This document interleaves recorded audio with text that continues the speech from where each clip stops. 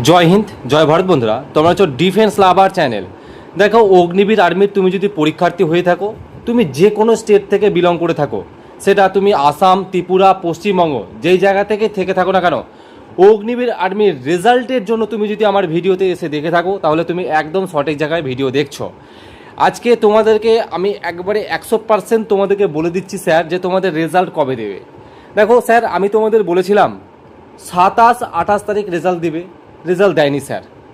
আমি তোমাদেরকে ভিডিওতে আমি বলেছিলাম যে তাদের যদি অফিসিয়ালভাবে যদি কিছু একটু ডিলে করতে পারে, 27-28 তারিখ যে রেজাল্ট দেওয়ার কথা ছিল সেটা পেপারেও কিন্তু বেরিয়েছিল, যেটার পেপার কার্ড কিন্তু শর্ট নোটিস তোমরা প্রত্যেকে পেয়েছিলে স্যার, তাই না? তো আমি প্রত্যেকটা ভিডিও যখন তৈরি করি, ইনফরমেশন পারপোজ, অর্থাৎ সঠিক জায়গা থেকে ইনফরমেশান নিয়ে আমি ভিডিও তৈরি করি।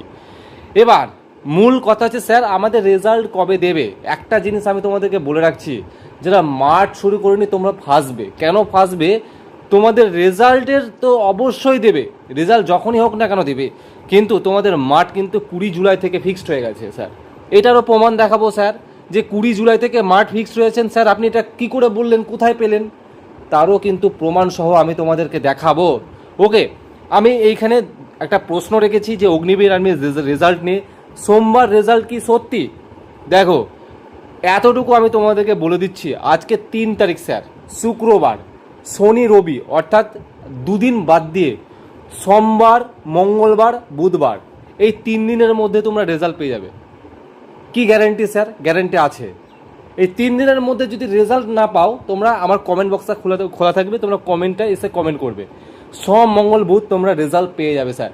কেন 3 দিন নিয়ে বললাম স্যার, আপনি একদিনে কেন বললেন না?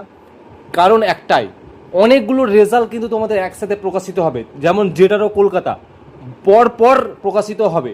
ওকে, সাইডে কিছু মেনটেনেন্স কাজ চলছে তাদের, তোমরা দেখবে তোমাদের রেজাল্টের এই কারণে ডিলে, তোমাদের দেখবে অগ্নিবীর আর্মির অফিসিয়াল সাইডে কিছু দেখবে একটা পরিবর্তন আসছে।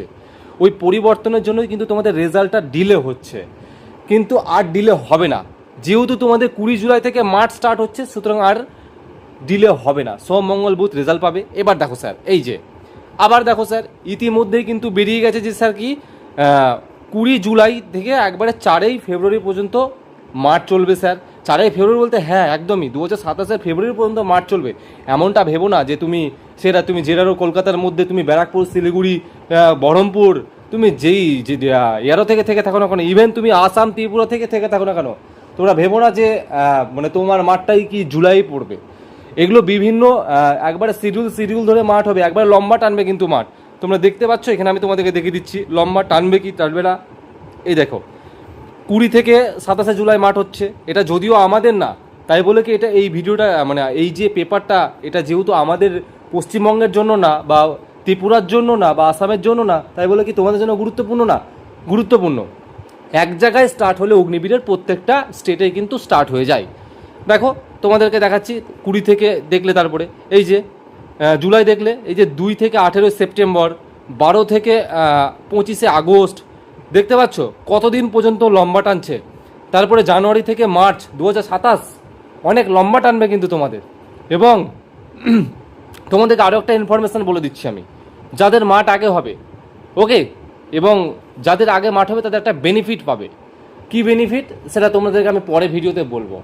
কিছুদিন পরে একটা ভিডিও আপলোড করব, সেখানে তোমাদের ফিজিক্যাল রিলেটেড, সেখানে আমি তোমাদেরকে বলবো যে মাঠ আগে পড়ার বেনিফিটটা কী সব থেকে বেশি।